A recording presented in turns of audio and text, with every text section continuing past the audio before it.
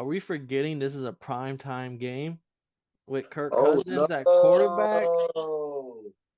The Vikings just got their ass fucking whooped, so I don't think they're going for that again. At least not today. But they're coming off 3 straight wins, so maybe we're talking a different Detroit.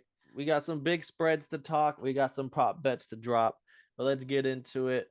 Fuck it, let 'em in, passing out the medicines. We've been on that rock star regimen, knowing that I'm heaven sent, higher than I ever been. What's going on? Welcome to Totally Blitz Podcast. Today we're talking NFL Week 12 Thursday football, but special. This is Thanksgiving, boys. Get the turkey legs out. We This nigga, going. It's motherfucking time to talk Thanksgiving football. And as always, these are your hosts. I'm Paul. I'm Turkey Paul today. And I'm joined with hey, it's Kev. Hey, who made the macaroni Savoy? You feel me, man? Because you know I'm only eating the macaroni that hits. Hey, shout out my motherfucking best friend. She over here said I could go eat food with them niggas. So I'm finna go fuck up a plate or two. Five. Damn, but hey, man. I'm not gonna lie to you. I low-key love me some Thanksgiving football because I feel like the games are never like really too good, but they're nice and slow. So like it matches the vibe. And then you watching the 1 o'clock game. So I swear it's usually the Lions. You watch that 1 o'clock game, you just chilling waiting for the food to get ready. And then now you start smelling the food as you get to the third and fourth quarter, you start smelling the food like, it's almost that time. And then you go fuck up some food real quick, you come back, and the next game is on. It's usually the Cowboys. Motherfucking yeah, I love the vibes around Thanksgiving football, but I swear they don't never have no crazy games. Thanksgiving. Growing up in a Cowboys household was always big for football, but we always ate early. So then fucking before football even started, so we were already done eating by noon, Wow. trying to even fucking stay alive, just trying to, not fall asleep, one eye open with these games going. Oh, I'm going to sleep. I know that for a fact. Nigga gonna go to sleep during the game. But we got some big spreads to talk. We got some prop bets to drop. But let's get into it. We got the Bills versus the Lions to open off Thanksgiving. 12:30 CBS. Buffalo's favored by 9.5 points. This is Buffalo's back-to-back year playing Thanksgiving football. They won last year against the Saints, in which Josh Allen ate the big old turkey leg. And the Lions, I believe they lost like they did a lot of games last year, but they're coming off 3 straight wins. So maybe we're talking a different Detroit. Let's get into it. Kev, how you see this one going? Hey man, this is a whole new Detroit, man. They fired their cornerbacks coach. Now they can finally unleash. The defense is gonna unleash. So I look at it like this. I think there's gonna be a lot of Bills fans in the crowd. Um the Lions are gonna play well. They're gonna do what they can do, and I wouldn't be surprised if this is like a closer than expected game. But I really see the Josh Allen and the Bills being together, especially after that win last week, being together and scoring at least 30 on Thanksgiving. And motherfucking, they just have to go ahead and really fight those corners because Amani and Jeff are not giving up shit. So like Stephon Diggs, who's been having some underwhelming performances and probably had to cuss a coach out or two. I expect him to get way more involved in this game. So we're definitely going to look good to see that battle against the secondary. But I think where the Bills have the upper hand is this defense. This defense is fucking phenomenal. They don't give up shit. They're always together and they tackling like 4 or 5 people together at all times. So like, it's really going to be a game of defenses, I feel like. So it might not be a high scoring affair but I feel like Josh Allen the boy should come in with the mindset like, yo, I got to drop 30 on the ass. See, I think the Bills are about to. Last year, I remember like Stephon Diggs scoring, celebrating. Josh Allen, the offense was steamrolling, and they're eating the turkey legs, joking, all that shit, and they just seem to have this Thanksgiving swag about them. So I'm kind of banking on the fact that Buffalo comes in swanging again on a back-to-back years, prime time, all the lights on. Now they're kicking it off early. I think Gabe Davis, like Stephon Diggs did have a quieter game, but he did score a touchdown. But Gabe Davis, I haven't seen a real big deep shot from him in a couple of weeks. And I know Detroit is very easily being over the top. We see a lot of big plays coming against games against them. So I think Gabe Davis might have a few big shots. I'm going big Buffalo. I would even take the spread here at 9.5. I think they come in swinging, and the defense ain't letting Detroit shoot it out with them. I think I'm definitely taking Big Buffalo on this one.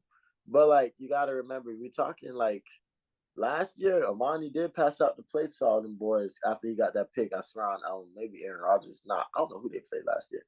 I think the But Bears. probably. After he got that pick on them boys. So like this game is gonna come down to the defenses in my definitely, but I don't know if the Bills cover on this one.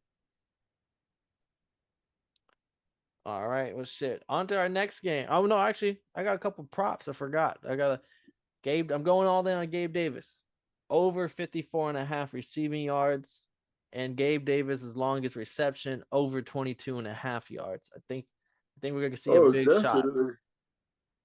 And Devin Singletary under 2.5 receptions.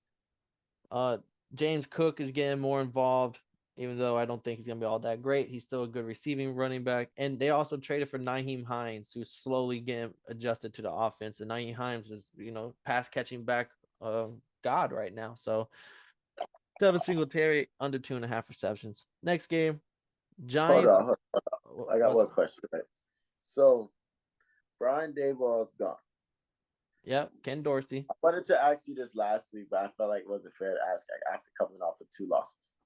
So Brian Daboll's gone. Ken Dorsey's in there. How do you feel that this offense has been flourishing, moving with Ken Dorsey? Dayball, I mean, I feel like he does. You see what he gets people into the best position for this team. He gets people open. He knows how to use the running backs, and he was basically using Josh Allen as a running back, just like how he's doing with Danny Dimes, and it's working. Ken Dorsey, I gotta see more because sometimes I can't blame it all on Dorsey because one of the big factors I remember last year, one of my takes was I think the Bills are going to regress before the season. This was last year. Of course, they didn't regress. They got even better. But my point was Josh Allen throws up a lot of iffies. He throws up a lot of passes that aren't the best throws, and sometimes having Diggs or Gabe Davis kind of makes up for it. But we're starting to see that a little bit more, and that might be because Dayball didn't play that shit or didn't let that shit happen or set up shit for that not to happen. Whereas Ken Dorsey his system might be not helping as much to hide that one factor. And it's different for like Ken Dorsey because Dayball had Josh Allen when he wasn't all that. So like they kind of could help they molded Josh Allen. I don't know how long he played under Dayball. But Ken Dorsey comes in and he's already the man, Josh Allen. Everybody's expecting him to win MVP. Well, so Dorsey was the QB coach. Okay. So he was with Allen and former QB himself at University of Miami. Didn't pan out so good in NFL. But I mean, he was with Josh Allen too. I'm not sure who had the bigger hand on molding Josh Allen because one's the QB coach, the other one was the offensive coordinator. But I just thought Dayball is a guy, and I just think it does affect it. Like no matter how good the backup guy is, if you lose a guy, it doesn't help. Yeah, but we'll see, babe. Still going Big Buffalo though. Big Buffalo, yeah. Next game, divisional game. Both teams 7-3. This is the second time they're playing each other. The Giants versus the Cowboys at Jerry World, AT&T Stadium, Arlington, Texas, where the Cowboys are favored by 9.5 points. They're coming off a fucking big win over the Vikings, and the Giants coming off a big loss to the Lions. So now this time the Cowboys beat them earlier primetime game with Cooper Rush. So now we get Dak in the building. Sheesh.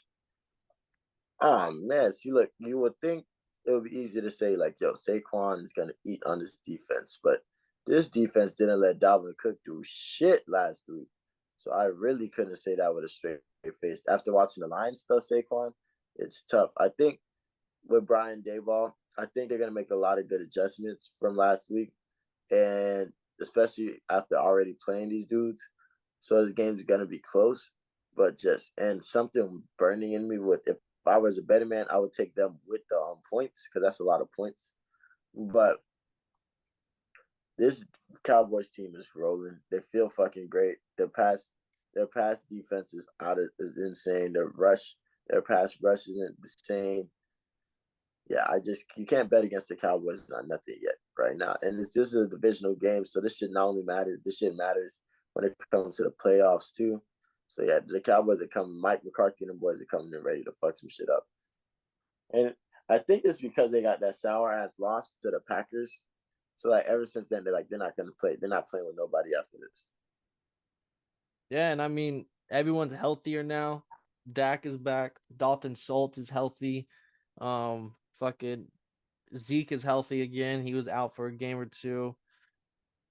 Michael Gallup is back in the starting wide receiver 2 role. Like everyone on the offense is finally healthy. The offensive line is hitting on all cylinders. The defense is just playing its fucking brains out.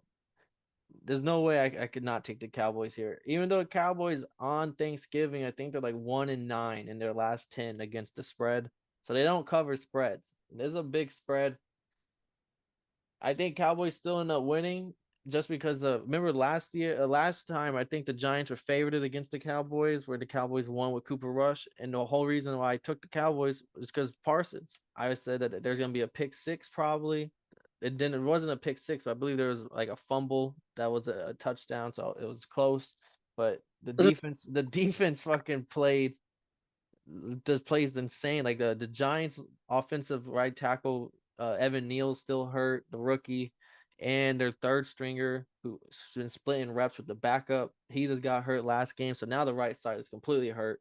And Demarcus Lawrence had 3 sacks against them last time they played because of the fact Parsons was getting double teamed on the left side. So yeah, this is gonna be Andrew Thomas, the left tackle for the Giants, baller. He's completely he don't let shit happen.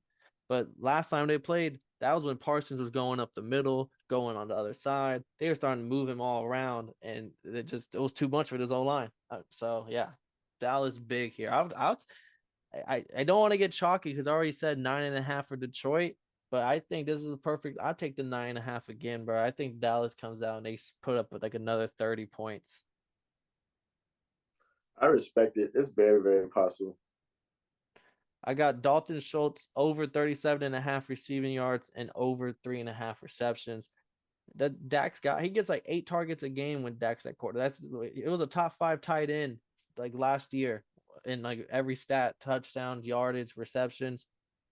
37.5 yards.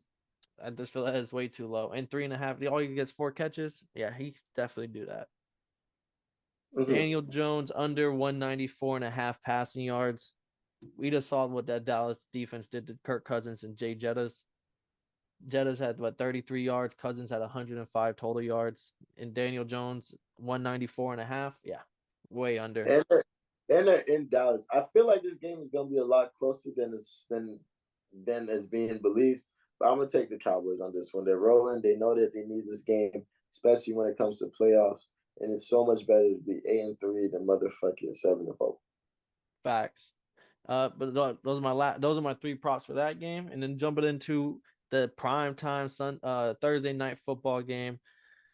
Vikings at home to play the Patriots. Vikings are favored by 2.5 points here. Vikings just got absolutely slaughtered by the Cowboys, and the Patriots are coming off a fucking 10-3 win over the Patriots, where the offense can only put up 3 points. So both of these teams' offenses need to do something this week. How do you see this game going? Oh man, this game is gonna be good. It's gonna be cold. Both these places are cold ass motherfuckers. So it's in Minnesota? Yeah, it's in Minnesota. I believe it's an indoor stadium though. They're domed. They got an AC. But this game, I think this game's gonna expose Mac Jones a little bit more. Like there's not good quarterback play over there. And I think At that's gonna all. be I think they can try to get Jay Jettis out of the game, but I don't know if they can do both. Get Jay Jettis out of the game and stop Dalvin Cook. So like I feel like, and then Kirk is gonna figure out a way to get other people open, like KJ Osborne, and even if Madison was to get in the mix a little bit. So like I think the depth is gonna be what really saves them. And the Vikings just got their ass fucking whooped. So I don't think they're going for that again. At least not today. Are we forgetting this is a primetime game with Kirk Oh Cousins at quarterback? no. Oh no, not Kirk in prime time. Are we, and not just any prime time, but you get the Thanksgiving late night game. This is the prime time of all prime time games. Damn, not prime time, Kirk. So, I mean, Patriots offense is, I'm with you. Mac Jones, I said it the year this Patriots, Mac Jones is going to be exposed this year. The Patriots offense is going to be exposed. They're not good. And so far, I'm looking pretty good. They're still 6-4, but it's an ugly 6-4. And Damn it, not Vikings, right. Vikings, such frauds, bro. They're 8-2. Their point differential for their 8-2 record is -2. They don't even have more points than they have stops this year. So like, how sustainable is this? So I'm rocking the Patriots here. They're gonna be my one underdog pick of the week, and or at least of this slate right here. And I'm taking Patriots because the Vikings pass defense is fucking terrible. And I know I hate Mac Jones, but Bill Belichick, you know what he hates? Bad defenses. And Yeah. and he knows when the team has bad defenses, and he knows where to pick it apart. And Mac Jones, I think, actually might have a decent little game. Jacoby Myers is like having like 6 to 7 catches a game, low key. So like he's having, I think he might get open on this on this Vikings defense. They Andrew Booth, the fucking corner that they drafted, he's getting targeted. That's why they were killing him. The Cowboys kept targeting him and it kept working. And I think Bill Belichick's gonna do the same thing here. And that defense, Matt Judon is gonna, like, we saw Parsons and them boys get 7 sacks last week.